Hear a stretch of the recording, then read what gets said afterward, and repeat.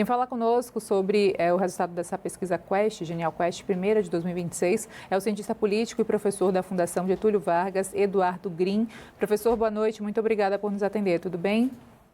Boa noite, Helene. Boa noite, Felipe. Prazer estar com vocês. Professor, certa vez o Felipe Nunes, CEO da Quest, ele falou muito sobre possíveis cenários determinantes para essa eleição de 2026 em termos de público votante, que seriam dois. Seriam os liberais sociais, ou antigos tucanos, e também os empreendedores. Queria te ouvir, o senhor segue acompanhando esse tipo também de entendimento possível sobre grupos determinantes a serem, aí, parte decisiva da próxima eleição agora deste ano? Veja, eu acho que é prematuro a gente assumir esse discurso, porque a pesquisa ela tem mostrado que a gente tem cada vez mais cristalizado, e já era esperado, uma tendência de polarização nas eleições. Então, mesmo que haja públicos específicos, como os antigos tucanos, que podem ser considerados liberais, a gente poderia dizer: um bom liberal não votaria em alguém que apoia o golpismo, ou que apoia o autoritarismo, ou que apoia a extrema-direita. Então, a gente poderia assumir que, numa visão ampla de democracia, esses grupos votariam, talvez, numa eleição polarizada, numa candidatura que no segundo turno defende a democracia e não o autoritarismo ou o golpe militar, como é o caso do bolsonarismo. Se a gente olhar para o outro lado, esse público dos chamados empreendedores, que cresceram muito à luz do discurso do Pablo Marçal, muito também influenciados por uma vertente mais fundamentalista, do pentecostalismo religioso, possivelmente votariam numa candidatura mais vinculada ao bolsonarismo ou à extrema-direita. Então, acho que, à medida que a campanha a campanha eleitoral ela vai se desenvolvendo, esses públicos vão tendo que canalizar suas escolhas para aquelas opções mais viáveis, que, se não são as suas preferidas, são aquelas menos distantes, por assim dizer, das suas opções, dos seus valores, das suas concepções de mundo. Então, tudo dependerá também de que maneira as duas candidaturas que hoje parece que despontam com mais possibilidade de disputar o primeiro turno e o segundo turno. Estou aqui analisando os resultados que indicam que hoje há uma polarização mais definida, ou que há pelo menos dois polos, para não usar o termo polarização, que chamam a atenção da população, que é a candidatura do governo, representada por Lula, e a candidatura da oposição hoje mais competitiva, que parece ser de Flávio Bolsonaro. Tudo dependerá também de como essas candidaturas vão dialogar com esses públicos específicos. Dou um exemplo. O governo Lula, por essa pesquisa Quest, mais uma vez, segue sendo muito mal avaliado junto aos chamados eleitores evangélicos. E Lula tem feito esforços na direção de se aproximar desse segmento. Então, apenas para sintetizar o meu raciocínio, quando a campanha começar, os eleitores, independentemente dessa classificação que a Quest tem feito, particularmente o Felipe Nunes tem feito no seu livro sobre as imagens e opiniões do Brasil, os eleitores vão acabar fazendo escolhas, repito, se não são as ideais, pelo menos as menos distantes daquelas que são as suas principais preferências. O senhor Lula desponta com folga, dá para dizer, nos cenários para a eleição, mas a rejeição dele é bastante alta. Como é que vai funcionar isso na eleição? Porque a rejeição dele, a desaprovação, que é o termo que está sendo usado agora, está tão alta, né? Está superior à aprovação nesse caso, e ele mesmo assim lidera com tanta folga, professor? Não, acho que a rejeição é, nesse momento, talvez o indicador mais importante da pesquisa. E, nesse sentido, o que talvez chama a atenção? Mais, a meu juízo, do que a desaprovação ou a rejeição, como você comenta, em relação ao governo Lula, é o fato do nome Bolsonaro, vinculado a Flávio, nesse caso, ter uma rejeição superior à do governo. Num contexto no qual nós vamos ter uma eleição bastante polarizada, ou seja, numa eleição que leve para o segundo turno Lula e Flávio Bolsonaro, parece que o nome Bolsonaro ainda tem uma rejeição muito maior da população do que o atual governo. Dado que a gente não deu aqui a rejeição de Flávio Bolsonaro e de outros candidatos, e aí tem essa situação que explica por que na Lula, que aparece na nossa pesquisa ali, que aparece, melhor dizendo, nos nossos gráficos, a rejeição e a aprovação de Lula, né, porque ele ainda tem essa folga. Porque outros têm rejeição maior que a dele. É isso. Basicamente é isso. Flávio Bolsonaro tem hoje uma rejeição que é superior ao de Lula, e vale também frisar, Tarcísio de Freitas tem uma rejeição que também é alta, é 43%.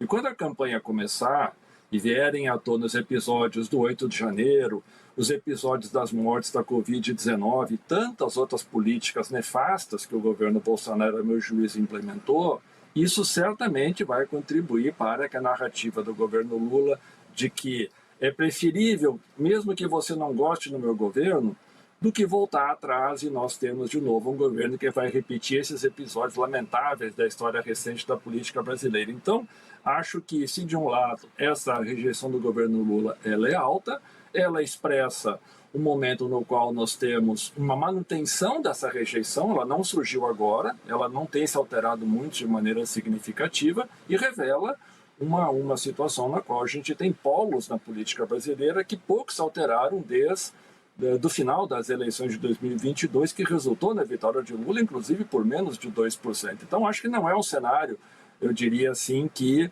seja novo que o governo venha a enfrentar.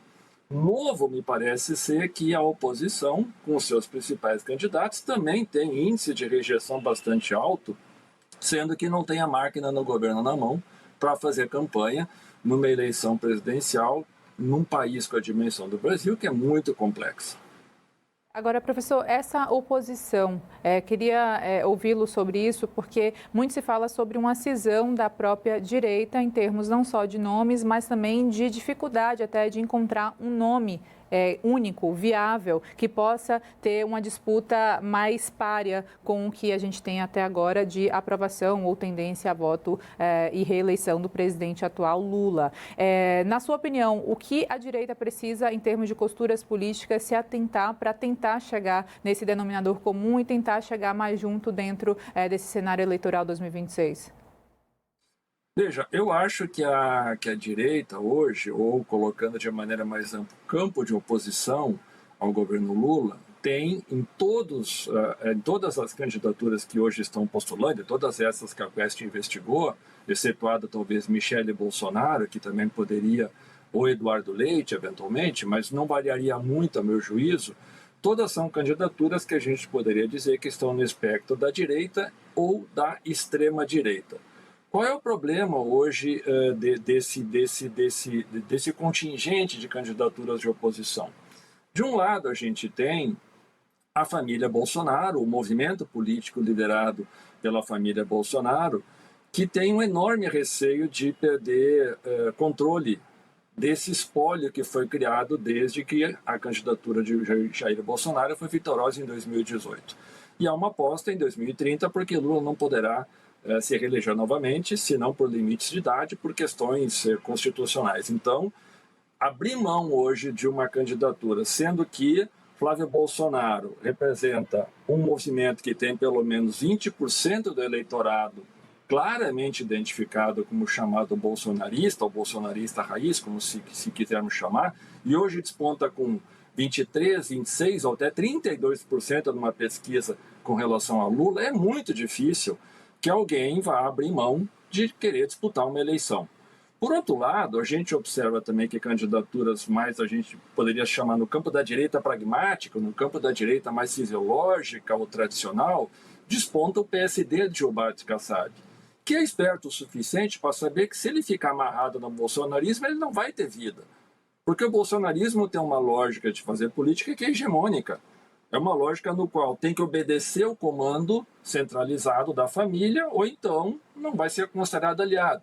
Aliás, é esse, inclusive, um problema que Tarcísio de Freitas enfrenta, porque ele não é considerado leal o suficiente, obediente o suficiente por alguns filhos do Bolsonaro, sobretudo Eduardo Bolsonaro. Então, nesse campo da direita, tem candidaturas que entendem também que 2030 está logo aí e não dá para ficar refém do bolsonarismo.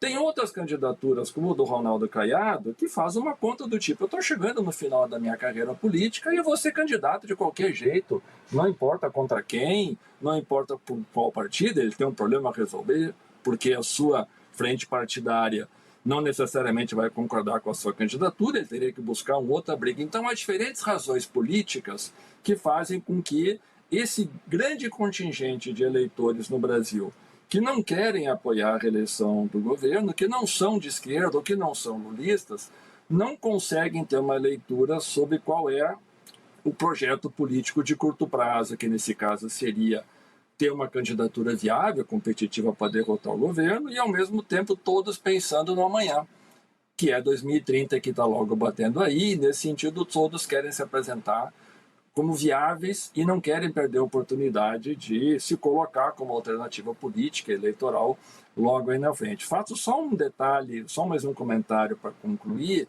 que no caso do PSD do Gilberto Kassab, esse sim está pensando estrategicamente. É o partido com o maior número de prefeituras no Brasil, sabe que tem uma enorme capilaridade eleitoral e sabe que ele poderá ser uma alternativa viável de direita, muito mais moderada, digamos assim, do que alguém que tem o sobrenome Bolsonaro. Razão pela qual, mais uma vez, eu acho que o PSD do Gilberto Kassab dificilmente vai abrir mão de ter uma candidatura, que me parece hoje que o nome mais viável segue sendo o do atual governador do Paraná, o Ratinho Júnior. Só porque o senhor não citou a expressão, o senhor passou por ela o tempo todo. Nós vamos ter uma terceira via, porque a terceira via aparece sempre nas eleições do Brasil, desde PSDB e PT, e agora bolsonarismo e lulismo, ou bolsonarismo e PT, né? A chamada terceira via. Tem espaço para alguém entrar no meio, mirar no meio desses polos? Ou a gente vai acabar? Já faltam 10 meses para a eleição e a gente fica nessa. É Flávio Bolsonaro, é Lula, é Flávio Bolsonaro, é o Flávio Bolsonaro representando o Jair Bolsonaro, o Lula batendo no Jair Bolsonaro, os bolsonaristas batendo no Lula. Porque os polos, nesse caso, eles se atraem e não querem ninguém nessa briga também. Eles não querem dar muito espaço para o que a gente convenciona chamar de terceira via, professor. Veja, eu acho, Felipe, que essa chamada terceira via é uma ficção. Além dela ser uma ficção, ela não tem base real. Por que ela não tem base real? Porque ela equipara o que não é equiparável. Como nós vamos equiparar um polo político que é golpista, defende o regime militar, defende o AI-5, contra um outro polo que a gente pode discordar, mas que defende as instituições democráticas, que defende a democracia? Não dá para a gente comparar esses polos e dizer que no meio disso vai ter uma terceira via. Então não vai ter uma terceira via. Essa não será a situação na qual nós venhamos a ter uma alternativa que não seja uma alternativa vinculada à defesa do projeto político, que vai ser defendida pelo atual presidente, o Lula, e um outro projeto político, que é o que tudo indica, cada vez mais com o seu poder gravitacional, vai orbitar em torno do bolsonarismo mais uma vez. Então, nesse sentido, e esse não é um fenômeno apenas brasileiro, redes sociais, a expansão da internet no uso das eleições tem criado bolhas que fazem com que as eleições em todos os países democráticos tenham sido cada vez dominadas por polos que têm diferentes visões de mundo, o que torna muito difícil nós, no Brasil, termos, de novo, acho que colocado essa expressão da chamada terceira via, que o meu juízo, eu repito, ela não para em pé, ela não tem fundamento real, e a discussão toda está em saber se nós vamos ter uma eleição que vai ser disputada por quem defende a democracia ou o outro polo que tem, a meu juízo, cada vez mais defendido atitudes antidemocráticas, lembrando, por exemplo, a defesa da intervenção do governo Trump dentro da soberania do Brasil, apenas para ilustrar um fenômeno. Então, para ser bem objetivo te respondendo, não creio que haja a menor possibilidade de algo próximo do que venha a ser chamado de uma terceira via ter viabilidade eleitoral esse ano. Eduardo Grim, obrigada. Até mais. Boa noite. Obrigado, prazer estar com vocês. Prazer é nosso.